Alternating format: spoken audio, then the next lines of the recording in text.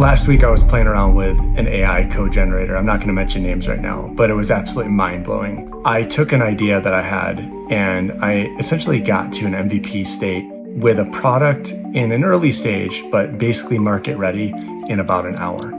I mean, it just was mind-blowing. It was profound at how quickly I was able to go from concept to something that actually looked and felt like a real product. So if you're in this boat, congrats. It's never been easier to get an idea out into the wild, and it's gonna be an amazing time for entrepreneurs to start thinking about getting their ideas out of the marketplace.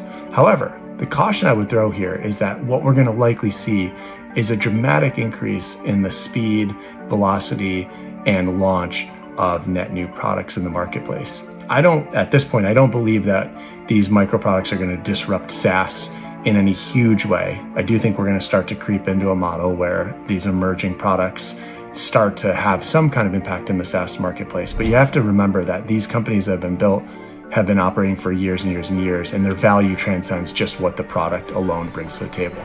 But if you're just getting started out and you're starting to plug ideas into these frameworks and get things to a point where they're live and where you could get users in, start to think about distribution. And I would urge you to think about distribution now, because what's likely to happen is that you're going to see a proliferation of many, many, many more apps and products being built with a click of a button. I mean, last week when I was spending an hour doing this, I went from concept and I got my product to a point where I could test it. Now, I didn't go through the domain setup and I didn't push it live, but the AI actually helped me not only think through the strategy, but also get the thing ready.